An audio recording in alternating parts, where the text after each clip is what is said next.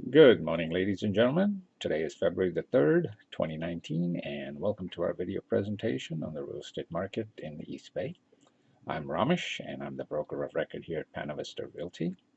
You have my contact information on the screen, so hang on to it and feel free to email me or text me with any questions, thoughts, or feedback that you might have, and I'd be glad to get back to you. Well, we have a lot to cover, and with that, let's get going. Here you'll see that we had about 26,000 transactions across the entire East Bay in 2018, and this covered all the single-family dwellings, including the detached dwellings, detached single-family, as well as condominiums, townhouses, etc. Also, all the bedroom, the one bedrooms, two bedrooms, three and four plus.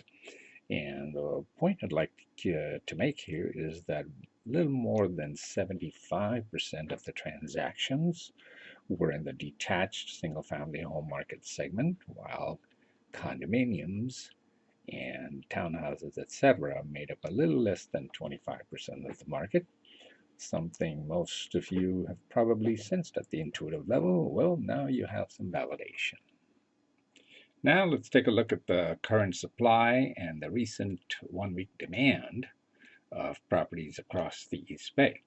And by properties, I mean just the detached single-family homes as we have over here. There we go. As a caveat, I'd like you to bear in mind that each of the different market segments have their own quirky characteristics and therefore their own price equilibriums at any given time. So, for example, if I were to compare the prices of detached homes and condominiums at the macro level, then even though both market segments may move higher or lower at the same time, they could very well be moving up or down at different rates, and they could also very well be a time lag between the movements in the various market segments. And of course, pricing can vary from neighborhood to neighborhood and community to community. That said, now let's check out the supply and demand dimensions as they stand at this time. Clearly, these dimensions are of paramount importance. We know that if supply exceeds demand, then we would expect downward pressure on prices, and conversely, if demand exceeds supply, then we would expect upward pressure on prices. So some of the obvious questions that come to mind are, how much inventory is there currently on the market across the East Bay? And how many listings went into escrow over the past during the past week? Taken together, this data will tell us the direction of the pricing pressure. At the macro level, you'll see, give me a second here, yeah. At the macro level, you'll see that we have about 1,833 detached single-family homes on the market. And you'll also see that about 358 properties went to escrow during the past week. Obviously, these 358 are not included in the 1833 because the 1833 is the supply at the current time when this data was compiled. So if you divide 1833 by 358, you'll get 5.12. What that means is that there is 5.12, or let's just say 5 weeks inventory currently on the market. Now, this is low enough that one can conclude that an upward pressure on prices still prevails at the macro level. Whether 5 weeks is 5 weeks of inventory is low or high is a discussion that we can have on another day. But clearly, if you're a seller, you can safely conclude that the market at the global level is doing great at the, at the micro level. Needless to say, if you're a buyer, you're probably hoping that the market would cool off. Now, let's say you have a 4-bedroom house for sale, or conversely, you're looking to buy a 4-bedroom house. So the question still stands, how is the market doing in this 4-bedroom market segment that's of interest to you? So let's click on the 4-bedroom homes, four plus bedroom homes, and you'll see that the supply now is 954 homes across the East Bay, and the demand of the past week was 151, indicating that we have about 6.3 weeks of 4+ bedroom homes across the East Bay.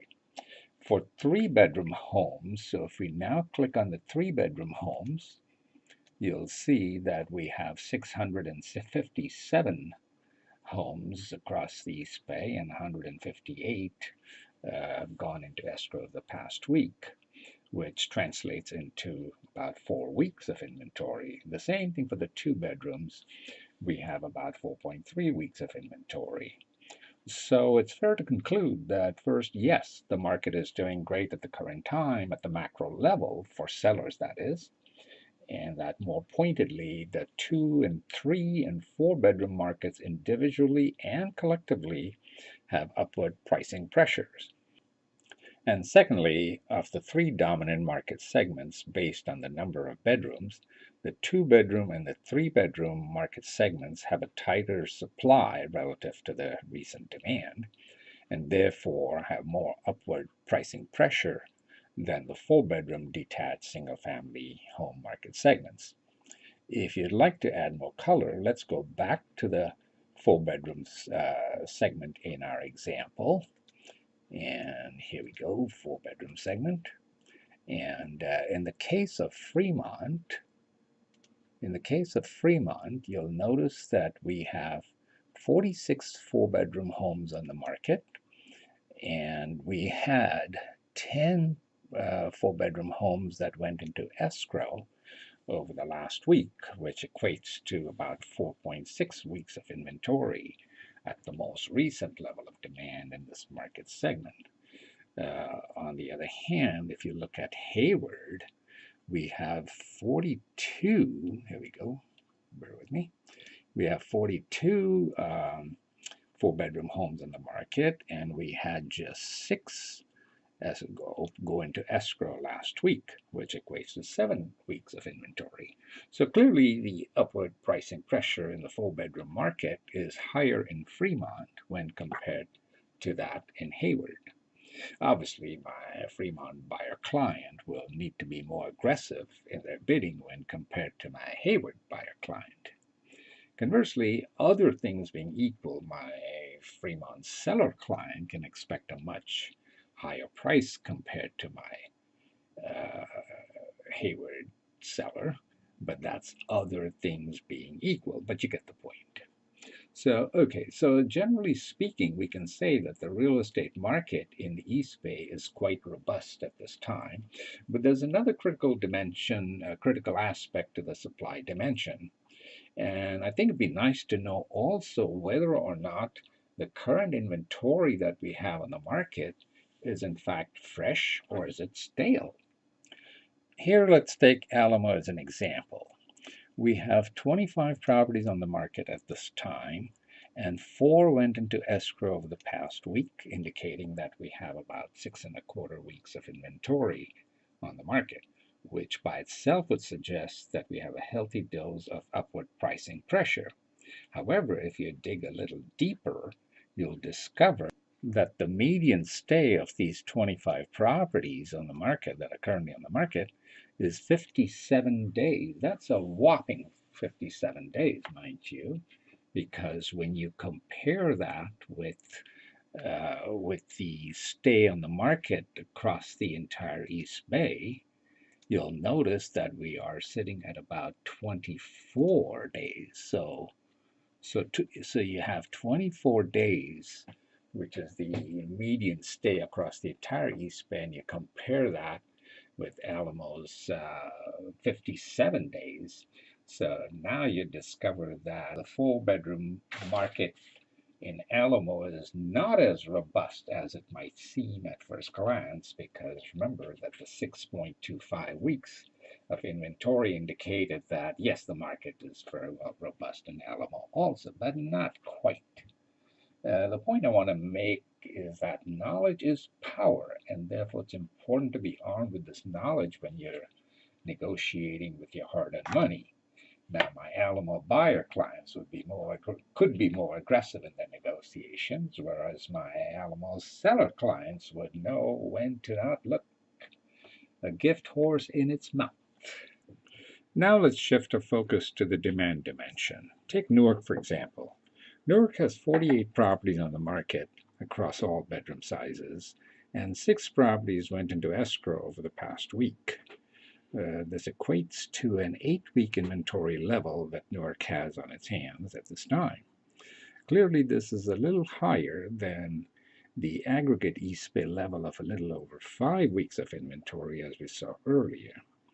Newark's current inventory also has a median stay on the market of 24 days, which is very much in line with the median stay of 23 days across the aggregate East Bay.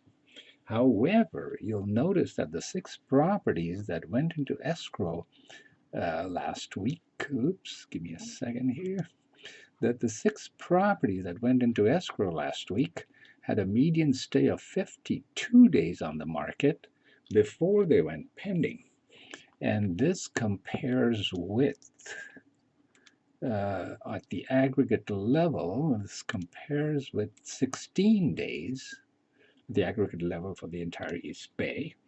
So you can see that the prices in Newark finally moved higher to the point where the properties that went pending last week were now appealing enough. So to wrap this up, we have a little over 5 weeks of inventory at the aggregate level for detached single-family homes on the market in the East Bay at this time. We also, broadly speaking, the supply of 2-bedroom and 3-bedroom homes is tighter than that for 4 and 4+ bedroom homes. Not surprising that the supply and demand characteristics vary from area to area at any given time, as we saw in the comparison of 4-bedroom homes in Fremont and Hayward. Also, knowing the median days on market of properties currently on the market can be very important when negotiating purchase or sale, as we saw in the case of 4-bedroom homes in Alamo. And finally, knowing the median stay on market of now pending properties before they went into escrow can be very valuable, as we saw in the case of single-family homes in Newark. Next time, we'll be covering sweet spots in the various market segments. And in the meantime, if you or someone you know is interested in selling or buying their home in the East Bay, please feel free to call me. I can be reached at 510-523-0707. And thanks everybody for joining us here at Panavista Realty, and have a wonderful evening. Bye-bye.